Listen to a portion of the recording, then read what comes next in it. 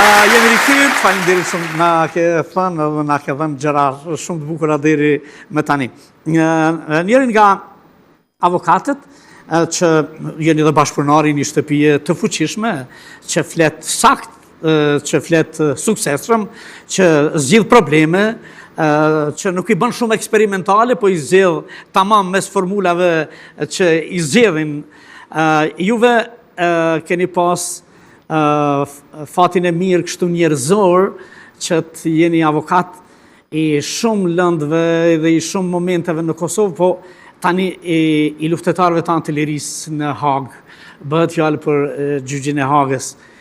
Në realitet, në bazë të krejt veprimit të kësaj gjykate që vete e votuam, vetë ja dha mundësin, e bëmë edhe me kushtetut besa, e ka kushtetutën edhe kushtetutën e vetë, cilë është mendimi profesional i punës së kësaj gjykate deri më sot.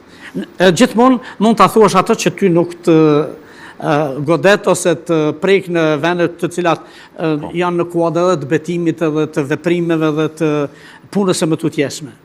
Po kështu, fillimisht kur është themeluar gjykata speciale ka pas shumë bujë, se po themelohet një gjykat e cila do të gjykoj vetëm shqiptarët që është e vërtetë. Mirë po, kjo çështje tash ka marrë fund. Do të thotë gjykata është themeluar, është votuar në parlament dhe tash nuk është momenti që të merrem me atë çështje. Me këtë çështje është dashur të merremi para se që gjykata të votohet në parlament. Përkatësisht para se ligji për themelimin e gjykatës të votohet në parlament. Kjo është çështje tashmë e përfunduar. Sa i përket standardeve të cilat kjo gjykat i ka apliku. Deri më sot. Deri më sot, unë i kam pas vërejtjet e mia, e të cilat i kam thonë publikisht, e të cilat i kam thonë edhe në raste gjyqësore, të cilat i kam pasur atje.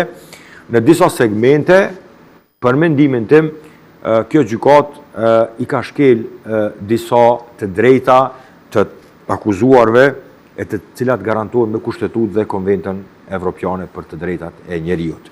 Sidomos nëse bëjmë fjalë për kosgjatjen e paraburgimit. Nga se tek paraburgimi janë disa standarde ndërkombëtare të përcaktuara nga vetë jurisprudenca e gjykatës Strasburgut. Çka thotë ajo jurisprudencë? Thotë që nëse ju i merrni disa kritere për m'ia caktuar dikujt paraburgimin, të njëjtat kritere nuk mund të përdoren për me vazhdu paraburgimin. Dhe kjo thuhet qartë në jurisprudencën e Strasburgut. Mirë po gjykata speciale kriteret që të cilat i ka përdor për me caktu paraburgimin, i ka përdor edhe për me vazhdu paraburgimin. Që për mendimin tim ka rënë ndesh me jurisprudencën e Strasburgut. Mirë po, duke qenë edhe kjo gjykat de jure, gjykatë e Kosovës, edhe ata të pandehur që janë duke u gjykuar në gjykatën speciale nuk kanë mundësi të i adresojnë problemet e tyre në gjykatën e Strasburgut, sepse është gjykatë e Kosovës. De jure, de facto është komplet tribunal ndërkombëtar. Pastaj çështja tjetër në cilën unë kam pas vazhdimisht vërejtje, është çështja e përdorimit të gjuhëve. Me Kushtetutën e Republikës Kosovës, gjuha shqipe dhe gjuha serbe janë gjuhë zyrtare. Gjuha angleze nuk është gjuhë zyrtare. Dhe çka ndodh atje? Do thotë afati për parashtrimin e mjetit juridik. Të pandehurit i rrjedh prej ditës kur aja merr kopjen e vendimit në gjuhën angleze, që është e padrejtë, sepse gjuhë zyrtare është gjuha shqipe. Prandaj do duhet të ishte që afati për me ankimu një vendim të pandehurit të rrjedh nga dita kur aja merr kopjen e përthyer në gjuhën shqipe. Edhe kjo është shkelje parimit të gjuhës. Pastaj, për mendimin tim është shkelje edhe parimi i gjykimit brenda afatit arsyeshëm. Pse?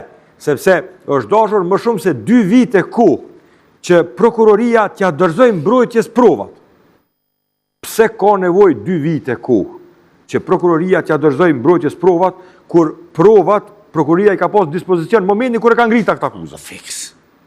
Prandaj këto janë ato vërejtjet e mia të cilat kanë bëjnë me zbatimin e standardeve të gjykimit të drejtë, standarde këto të përcaktuara edhe në gjykatën e Strasburgut. Ndërsa sa i përket edhe vendimarrjes për lartësinë e dënimeve, edhe aty mendoj se gjykata ka shku jashtë standardeve të përcaktuara nga Gjykata Supreme e Kosovës, sepse Gjykata Supreme e Kosovës ka thonë që maksimumi i lartësisë së dënimit për krime lufte është 15 vite, ata kanë shqiptu dënime edhe me 25 vite. Prandaj këto janë vërejtjet kryesore konkrete juridike që unë i kam pas vazhdimisht dhe i kam potencuar gjatë punës së gjykatës speciale. Sa i përket rastit të madh, të katërsisë së madhe, ne ende nuk guxojmë të prejudikojmë, nga se vendimi nuk është marrë.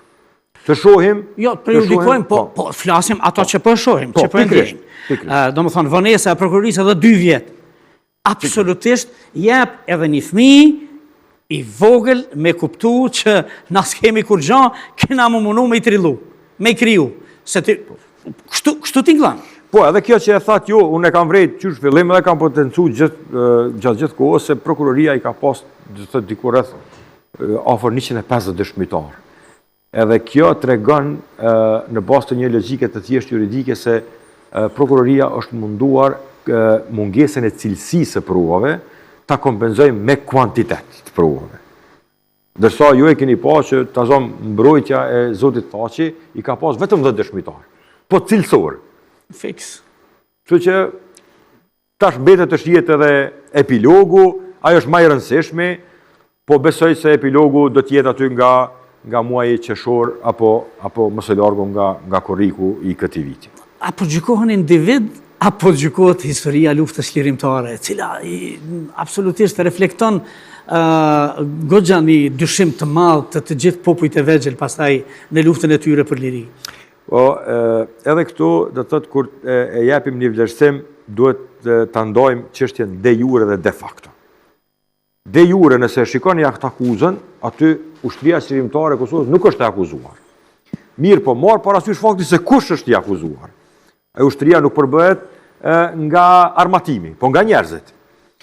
Nëse merret parasysh kush është duke u akuzuar, do të thotë krerët e UÇK-s, atëherë nuk ka dilemë se mund të deduktohet se është duke u gjykuar edhe ushtria qëllimtare e Kosovës, sepse nuk janë duke u gjykuar ushtarët e thjeshtë. E thjeshtë.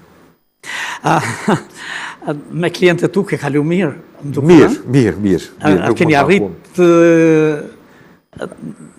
ta kryeni detyrën tuaj, kështu në përgjithësi. A i ke mbrojt vetëm si klient, apo ke pas dëshirë që të jeni në kuadër të mbrojtjes së dinitetit të lirisë? Po, në fakt, këto rastet të cilat janë duke u gjykuar në gjykatën speciale në aspektin formal juridik janë vetëm raste gjyqësore. Mirë, po në atë aspektin përmbajtësor, historik, nuk janë raste të thjeshta gjyqësore. Janë shumë ma shumë se raste të thjeshta gjyqësore, dhe për këtë arsye angazhimi është dashur të jetë maksimal, profesional, nga se ju si avokat po e mbroni dikon në një jurisdikcion që është i huaj, rregullat procedurale totalisht të ndryshme dhe ka qenë jashtëzakonisht sfiduese edhe për mua si avokat që në mënyrën më të mirë të mundshme të mbroj interesat e klientëve, mirë po ja që Zoti ka dashur që të gjithë të dalin mirë në fazën e procedurës në cilën janë procedurë.